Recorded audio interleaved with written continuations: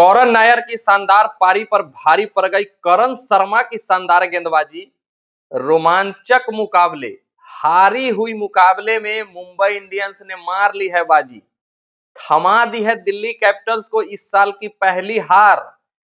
बुमराह, करण शर्मा, तिलक वर्मा और सूर्या ने किया है जबरदस्त वार। आखिरकार मुंबई इंडियंस लौट गई है पटरी पर। हार्दिक पांड्या के चेहरे पर आखिरकार खुशी देखने को मिली। रोहित शर्मा खुश दिखे, पूरी मुंबई इंडियंस की पलटन खुश दिखी। दिल्ली कैपिटल्स जो किसी भी टीम के द्वारा अभी नहीं पकड़ी जा रही थी, बेलगाम घोड़ों की तरह आगे बढ़ती जा रही थी अपने लक्ष्य की तरफ, उनको आज पहला हार झेलना पड़ा है। 4 मुकाबले जीतने के बाद लगातार 5वें मुकाबले में भी जीत की ओर अग्रसर हो चुकी थी दिल्ली कैपिटल्स। उसके बाद मुंबई इंडियंस ने डोर खींचा है और मुकाबला अपने पक्ष में कर लिया है। डबल डिजिट में पॉइंट्स टेबल पर जाने वाली थी दिल्ली कैपिटल्स की टीम। अगर आज का मुकाबला जीतती तो भाई 10 अंक हो जाते, मात्र उनको 3 मुकाबले जीतने होते और प्लेऑफ में आसानी से पहुंच जाते। लेकिन मुंबई इंडियंस पलटवार करने के लिए जानी जाती है। आज तक मुंबई इंडियंस के खिलाफ किसी टीम ने 200 का टारगेट चेस नहीं किया था।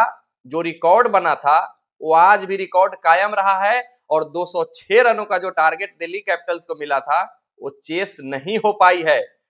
दिल्ली कैपिटल्स एक तरफा मुकाबले अपने साथ लेकर जा रही थी।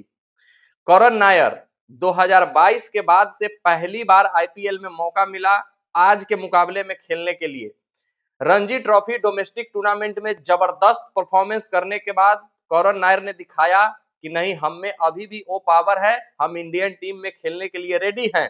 और वो खेलना चाहते थे आईपीएल भी, लेकिन उनको मौका नहीं मिल पा रहा था। फाफ डू प्लेसिस के चोटिल होने के बाद दिल्ली कैपिटल्स की टीम ने आज उनको इंपैक्ट प्लेयर के रूप में खिलाया और गजब का इंपैक्ट उन्होंने डाला है भाई साहब। 89 रनों की पारी खेली है मात्र 40 गेंदों में। सोच करके देखिए मैच कहां से कहां पलटा है। 12 ओवर तक दिल्ली कैपिटल्स का जो स्कोर था 140 रन 3 विकेट के नुकसान पर थे। 8 ओवर में 66 रन जीत की दरकार थी, 7 विकेट हाथ में थे, पूरी तरीके से ओस गिर रही थी, बाउंड्री छोटा था, पिच सपाट था, वहां से दिल्ली कैपिटल्स से मुकाबला हार गई है और मुंबई इंडियंस इस मुकाबले को जीत ली है। ये जो नया नियम आया है कि आप 11 ओवर के बाद दूसरी इनिंग में अगर ओस आती है तो आप बॉल चेंज कर सकते हैं। पहली बार आज बॉल चेंज करने का फायदा दिखा है इस आईपीएल में किसी भी टीम को। मुंबई इंडियंस ने इसका पूरा का पूरा फायदा उठाया है। 12 ओवर तक एक तरफा मुकाबला दिल्ली की तरफ चल रहा था। ऐसा लग रहा था कि 16 से 17 ओवर में इस मुकाबले को आसानी से दिल्ली कैपिटल चेस कर लेगी, लेकिन जैसे ही गेंद चेंज होता है, भीगी हुई गेंद को बाहर फेंका जाता है और सूखा हुआ गेंद गेंदबाजों के हाथ में दिया जाता है। करण शर्मा जो कि आज अपना पहला मुकाबले इस सीजन का खेल रहे थे मुंबई इंडियंस के लिए, 3 विकेट लेकर के दिल्ली कैपिटल्स को पहले जो एक तरफा लेकर जा रही थी उसको अपने तरफ खींचा है, मुंबई इंडियंस को मुकाबले में मैच में लाया है और उसके बाद से बुमराह, मिचेल सेंटनर और फील्डरों के रनआउट के चलते दिल्ली कैपिटल्स ये मुकाबला 12 रनों से हार गया है। 1 ओवर में 3 रनआउट हुए हैं, रनआउट की हैट्रिक लगी है। बल्लेबाज आते थे 2 रन लेने के चक्कर में रनआउट हो जाते थे और जो अंतिम रनआउट हुए हैं जो कि मिचेल सेंटनर ने थ्रो मारा है वो गजब का थ्रो था भाई, वो मुंबई इंडियंस की जीत का थ्रो था भाई। और मुंबई इंडियंस ने दूसरी जीत हासिल करके अपने उम्मीद को अभी भी जगाए हुई है। दिल्ली कैपिटल्स अपना पहला मुकाबला इस साल का हारी है, लेकिन दिल्ली कैपिटल्स की बल्लेबाजी करण नायर और अभिषेक पोरेल के अलावा किसी भी बल्लेबाजों को द्वारा वो इंटेंट तो दिखाया गया है छक्का मारने का, लेकिन शॉट सिलेक्शन जो किया गया है वो बिल्कुल गलत किया गया है और सभी लोग गलत शॉट खेलकर आउट होते चले गए हैं और मुंबई इंडियंस धीरे धीरे मुकाबला में आना शुरू कर दी है। दिल्ली के कप्तान अक्षर पटेल साहब ने पहले टॉस जीतकर गेंदबाजी करने का फैसला करते हैं और इस पिच का रिकॉर्ड है जो टीम पहले बल्लेबाजी करती है वो टीम ज्यादातर मुकाबला जीतती है और आज भी यही हुआ है। अक्षर पटेल साहब से पूछा भी गया था कि आपने ऐसा क्यों किया, गेंदबाजी करने का फैसला किया, जबकि इस पिच पर हमेशा से पहले बल्लेबाजी करने वाली टीम जीतती आई है। तो उन्होंने कहा कि ये पास्ट की बात है, हम अपने प्रेजेंट में रहकर खेलना चाहते हैं और मुंबई इंडियंस ने जड़ दिए 205 रन। हालांकि 205 रन इस पिच के मुकाबले, इस ग्राउंड के मुकाबले कम थे, 20 रन कम थे, लेकिन तिलक वर्मा शानदार अर्धशतक जड़े हैं। और तिलक वर्मा, जिनको एक समय रिटायर्ड आउट किया गया था, उन्होंने 200 प्लस स्ट्राइक रेट से आज रन बनाए हैं। सूर्या कुमार यादव ने भी 40 रन बनाए हैं। और अंत में आकर के जो 38 रनों की पारी 17 गेंदों में नमन धीर ने खेला है, वही पारी दोनों टीमों के बीच में अंतर पैदा किया है।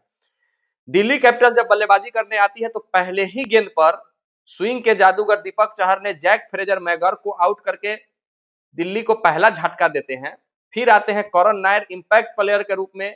जो फॉर्म लेकर उन्होंने डोमेस्टिक से आया था, वही फॉर्म लेकर उन्होंने आईपीएल में भी खेला है।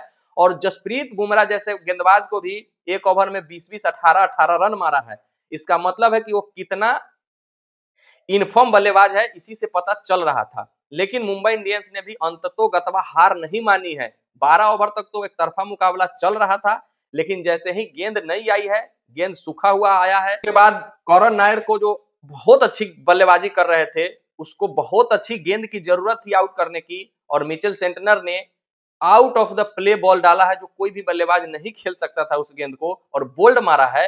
उसके बाद से करण शर्मा और स्पिनरों के जाल ने दिल्ली कैपिटल्स को फंसा लिया है, और दिल्ली कैपिटल्स अंततोगत्वा प्रेशर नहीं झेल पाई है और 3-3 रन आउट होकर के आसानी से मुकाबला हार गई है। और इस साल का, इस सीजन का उनका पहला हार है। और भाई, हारना भी जरूरी होता है ना। लगातार अगर आप मुकाबले जीतते जा रहे हैं तो फिर तो आप इंसान नहीं, भगवान ही हो जाइएगा।